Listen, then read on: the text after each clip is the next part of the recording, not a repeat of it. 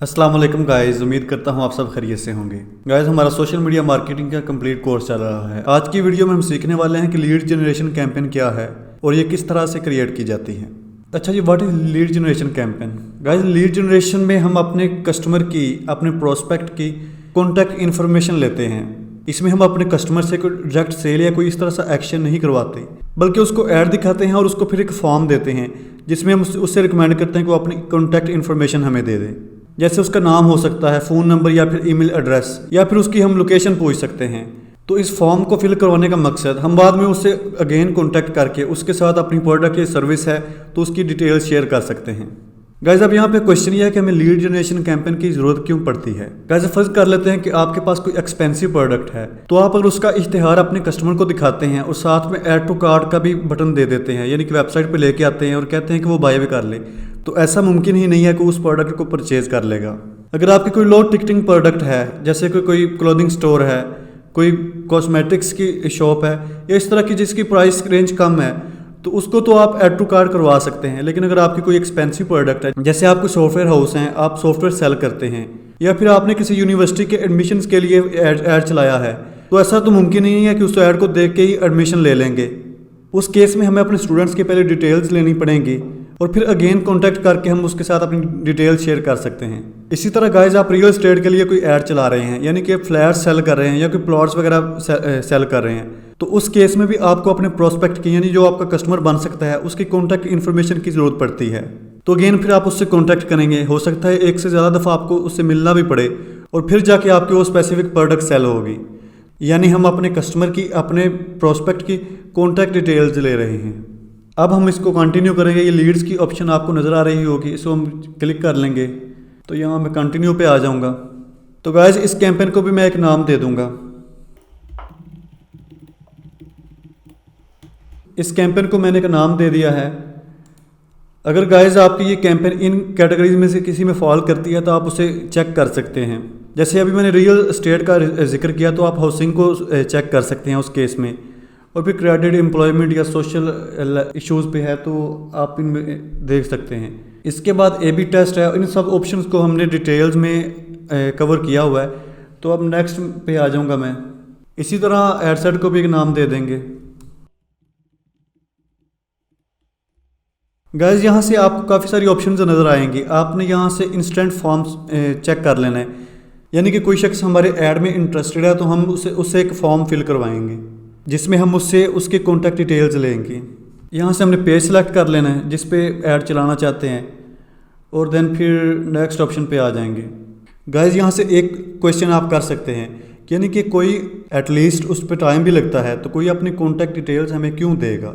उसके लिए गाइस हमें कोई ऑफ़र देनी पड़ती है। जैसे हम किसी कोचिंग इंस्टीट्यूट के लिए ऐड चला रहे हैं जो कि स्किल्स की ट्रेनिंग करवाता है, तो हम उसमें कह सकते हैं कि आप डेमो क्लास फ्री में ले लें, फिर आप हमारा कोर्स ले सकते हैं। तो अगर वो कोर्स में इंटरेस्टेड हुआ तो डेमो क्लास लेने के लिए वो हमारे फॉर्म को फिल कर सकता है। इसके अलावा आप उसके साथ कोई ई-बुक या कोई PDF फाइल शेयर कर सकते हैं जिसमें आप उसको इस हवाले से इन्फॉर्मेशन दे सकते हैं जो कि उसके लिए वैल्यूएबल हो। इस तरह से मुमकिन है कि आपको कोई ना कोई लालच देना पड़े फॉर्म फिल करवाने के लिए। अच्छा जी, अब नेक्स्ट हम आ जाते हैं बजट पे। तो यहाँ से आपने अपना डेली बजट सेलेक्ट कर लेना है। इसको स्टार्ट पे हम 500 रख लेते हैं। और फिर नेक्स्ट है जी ऑडियंस टारगेटिंग।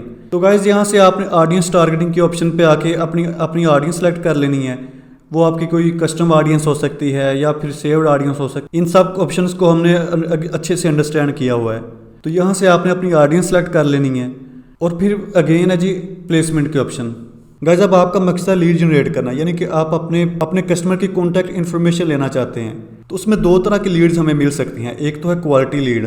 पहली ऑप्शन तो यह है कि आप 5 रुपए में 100 लीड्स लेकर आ रहे हैं, लेकिन वो क्वालिटी लीड्स नहीं हैं। जैसे मिसाल के तौर पे अब आपने किसी यूनिवर्सिटी के लिए ऐड चलाया है, उसको कोई अंडर मैट्रिक स्टूडेंट फिल कर देता है तो वो आपके लिए बिल्कुल अच्छी लीड नहीं है, क्योंकि वो आपका कस्टमर नहीं बन सकता। और एक दूसरी सूरत यह है कि आप किसी से फॉर्म फिल करवाते हैं, जब आप उससे अगेन कॉन्टैक्ट करते हैं तो वो कहता है कि मैंने तो फॉर्म फिल ही नहीं किया। तो इस तरह की लीड आपके लिए बिल्कुल अच्छी लीड नहीं है, यानी कि क्वालिटी लीड नहीं है। इसमें आपका मकसद होना चाहिए कि चाहे मेरा पर लीड बजट ज़्यादा ही यूज़ हो, लेकिन मुझे क्वालिटी लीड मिले। तो इसमें मैनुअल प्लेसमेंट पे मैं आ जाऊँगा। और क्वालिटी लीड के लिए आपने कोशिश करनी है कि ऑडियंस नेटवर्क की ऑप्शन को ना यूज़ करें, आपने फेसबुक और इंस्टाग्राम को यूज़ करना है। और इसके बाद यहाँ से ये कुछ ऑप्शन जैसे इन आर्टिकल, इसको मैं अनचेक कर दूंगा। और फिर आपने ऐड लेवल पे आ जाना है। इस ऐड को कोई नाम देकर आपने यहाँ से अपना पेज सेलेक्ट कर लेना है, जो कि हमने ऑलरेडी किया हुआ है। और फिर है जी ऐड सेटअप, यानी कि आप किस तरह का क्रिएटिव अपनी ऑडियंस को दिखाना चाहते हैं। तो इसमें सिंगल इमेज और वीडियो है और कैरोसेल है।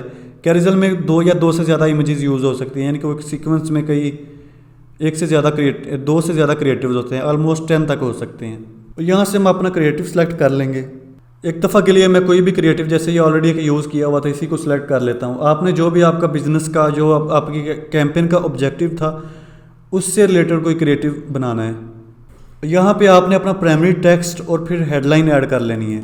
जैसे हम फ़र्ज़ कर लेते हैं कि हम किसी कोचिंग इंस्टीट्यूट के लिए, यानी कि स्किल्स की ट्रेनिंग करवाता है, तो उसके लिए ऐड चला रहे हैं, तो उससे रिलेटेड मैं प्राइमरी टेक्स्ट यहाँ पे ऐड कर दूंगा। गाइस ये मैंने लिख लिया, we are offering advance digital marketing course. In this course you will learn advance techniques about digital marketing. तो इसको आप एक्सटेंड भी कर सकते हैं, अपने जो ऑब्जेक्टिव है उससे रिलेटेड आप इसको लिख लेंगे। और फिर आगे मैंने ऑफर दे दिया है गेट फ्री डेमो क्लास, यानी कि आप हमारी डेमो क्लास फ्री में ले सकते हैं। और फिर हेडलाइन में आप लिख सकते हैं कि लिमिटेड सीट्स अवेलेबल। हेडलाइन में मैंने ऐड कर दिया limited seats available get free demo class. तो यहाँ से आप डिस्क्रिप्शन भी ऐड कर सकते हैं। और कॉल टू एक्शन में जैसे हमने अपना फॉर्म फिल करवाना, तो मैं यहाँ पे बुक नाउ सेलेक्ट कर सकता हूँ। इसके अलावा आप कोई भी कॉल टू एक्शन सेलेक्ट कर सकते हैं। अच्छा जी, अब आगे आ जाते हैं इंस्टेंट फॉर्म पे, यानी कि वो फॉर्म जो हम अपनी ऑडियंस को दिखाना चाहते हैं, जिसको वो फिल करेंगे। यहाँ पे इस फॉर्म का कोई नाम रख लेंगे।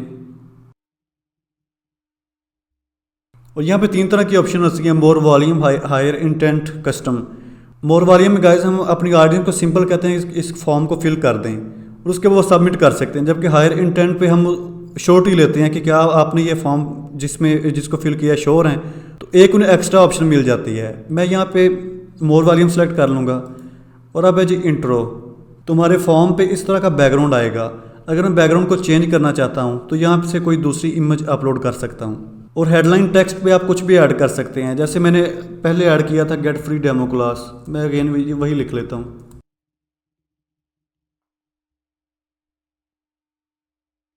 यहाँ से आप इसमें फर्दर एडिशन भी कर सकते हैं, और अगर आप इसको रिमूव करना चाहें तो रिमूव भी कर सकते हैं।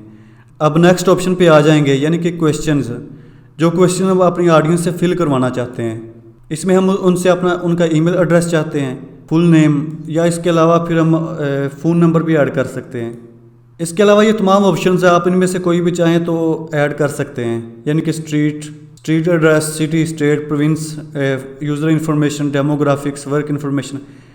लेकिन गाइस मैं रिकमेंड करूंगा कि आप ज़्यादा क्वेश्चन ऐड ना करें, 2 से 3 ही क्वेश्चन ऐड करें। उसके बाद है जी प्राइवेसी पॉलिसी। आपने अपनी वेबसाइट के ऊपर कोई प्राइवेसी पॉलिसी बनाई है, जैसे कि प्राइवेसी पॉलिसी का हमारे पास पेज होता है, तो उसका लिंक आपने इसमें ऐड कर देना है।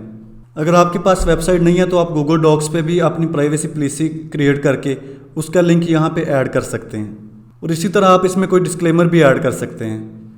तो इस तरह गाइस जब आप प्राइवेसी पॉलिसी और डिस्क्लेमर भी ऐड कर लेंगे तो आपका फॉर्म कंप्लीट हो जाएगा। तो आपने सबमिट पे क्लिक कर देना है, तो फिर पब्लिश पे जाके कैंपेन को लाइव कर सकते हैं। उम्मीद करता हूँ गाइस कि आपने लीड जनरेशन के कंसेप्ट को अंडरस्टैंड कर लिया होगा। और उसके बाद फिर हमने लीड जनरेशन कैंपेन किस तरह से क्रिएट करनी है, हमने अपना इंस्टेंट फॉर्म किस तरह से बनाना है, जो कि अल्टीमेटली हम अपने प्रोस्पेक्ट से फिल करवाएंगे। तो ये तमाम पॉइंट्स आपने उम्मीद करता हूँ अंडरस्टैंड कर लिए होंगे। मिलते हैं अगली वीडियो में, तब तक के लिए अल्लाह हाफिज़।